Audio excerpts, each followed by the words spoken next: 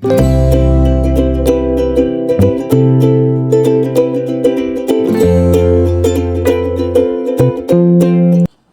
hello, salam sejahtera Malaysia. Selamat datang ke channel Fels Lifestyle. Saudara-saudara, tuan-tuan dan puan. Walaupun himpunan Turun Anwar sudah berlalu, rupanya masih ramai di luar yang bercakap-cakap tentang himpunan Turun Anwar ini. Bukan sekadar di media sosial, tetapi rakan-rakan saya juga ada bercakap. Ahli keluarga saya pun ada bercakap tentang himpunan Turun Anwar. Nah, antara persoalan paling utama hanyalah ada dua sahaja. Pertama, adakah Anwar jatuh? Dan kedua, adakah pembangkang naik? Jawabannya sudah pasti. Kita sendiri melihat apa jawaban itu. Anwar masih PM dan Muhyiddin PN, pembangkang, masih lagi jadi pembangkang. Nah, saudara-saudara, apa kesan himpunan Turun Anwar? Anwar sebagai PM sudah beri kenyataan kepada pembangkang. Cabar Anwar, cabar kerajaan. Buktikan yang kamu ini ada sokongan yang cukup untuk jadi kerajaan.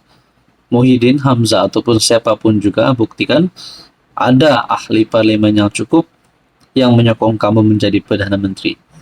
Anwar berkata bahwa usul undi tidak percaya di parlimen.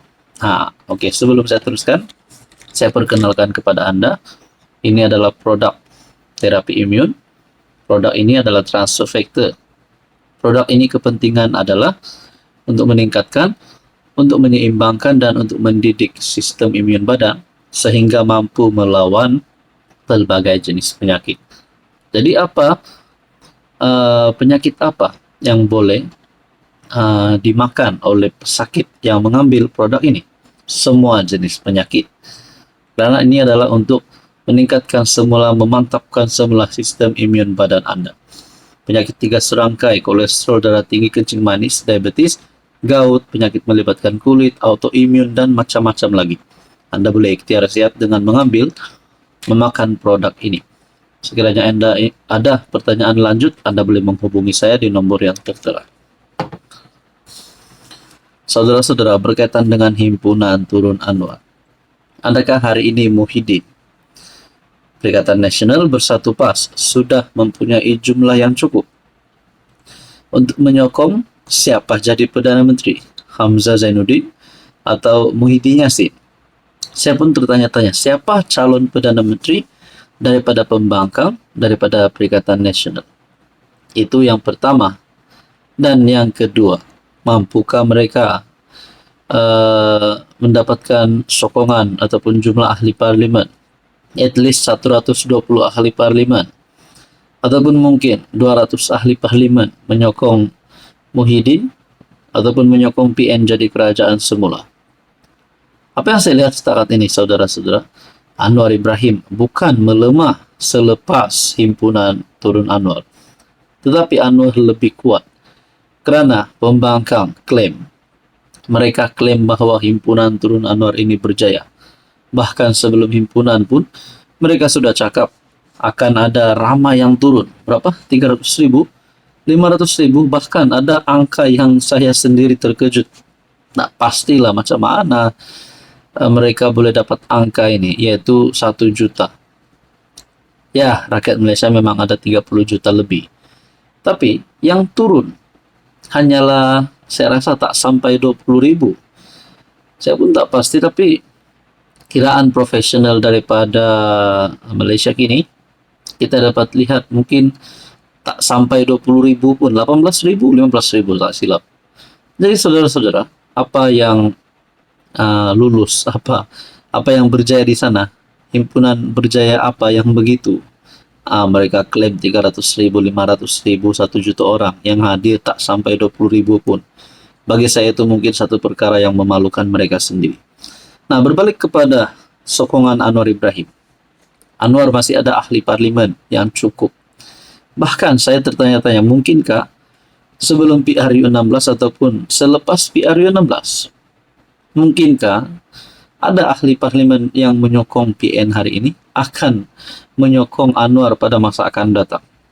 Nah, itu pun satu kejutan buruk untuk Muhyiddin. Nah, begitu juga saya nak tanyalah, setelah himpunan Turun Anwar mereka klaim berjaya, siapa calon Perdana Menteri mereka? Nah, adakah Muhyiddin, PN, Hamzah sudah cukup sokongan ahli parlimen? Apapun, semua ini hanyalah pertanyaan saya. Apa komen Anda? Hai, hello, salam sejahtera Malaysia. Selamat datang ke channel Fels Lifestyle. Terima kasih kerana terus setia dan terus bersama di dalam channel ini. Ini satu lagi kejutan buruk dan berita buruk untuk Muhyiddin, untuk PN, untuk pembangkang, dan untuk Bersatu khususnya. Sebelum ini sudah banyak yang terjadi kepada Bersatu. Akaun dibekukan, hilang kerusi, dan macam-macam lagi. Tapi pada akhirnya, rupanya Bersatu kecewa lagi, dan ini sebabnya. Bersatu kecewa lagi. Setelah gagal dalam permohonan, rayuan semakan kehakiman terhadap keengganan yang Dipertua Dewan Rakyat Tan Sri Johari Abdul mengisytiharkan kekosongan kerusi 4 ahli parlimen Sabah yang telah menyokong Perdana Menteri. Rayuan tersebut ditolak sebulat suara oleh panel Hakim Mahkamah Rayuan. Satu lagi keputusan mahkamah yang pasti menggemparkan Muhyiddin sebagai Presiden Bersatu. Sebelum kita teruskan isu ini, saya nak perkenalkan kepada Anda. Ini adalah terapi imun, molekul bijak. Produk ini adalah untuk mendidik, menyeimbangkan dan juga meningkatkan kekuatan sistem imun badan sehingga mampu melawan berbagai jenis penyakit. Kencing manis, darah tinggi, kolesterol, penyakit melibatkan perut, penyakit melibatkan usus, penyakit melibatkan kulit, jantung, hati, dan macam-macam lagi. Sekiranya Anda ingin ikhtiar sembuh, Anda boleh memakan produk terapi imun ini. Produk ini selamat, halal, dan semula jadi. Produk ini diluluskan KKM, diluluskan hospital. Jangan risau. So, kepada Anda yang berminat, yang mungkin ada masalah kesehatan, ataupun mungkin ahli keluarga Anda, rakan-rakan Anda boleh menghubungi saya di nomor yang tertera. Saya boleh memberi Anda tips tentang produk ini. Saudara-saudara Bersatu kecewa lagi.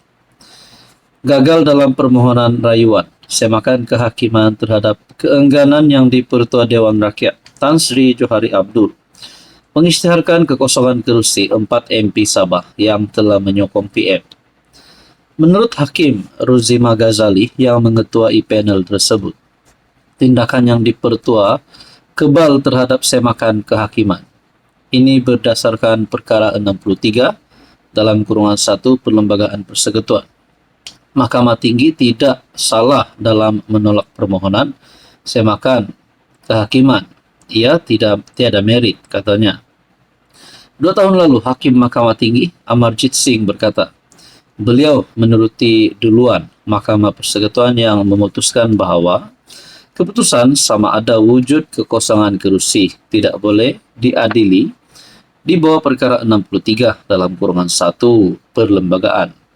Perkara tersebut menyatakan kesahihan prosiding Dewan di Parlimen atau jawatan kuasanya tidak boleh dipersoal di mana-mana mahkamah. Johari telah menolak keperluan untuk kerusi Papar, Batu Sapi, Ranau dan Sipitang dikosongkan.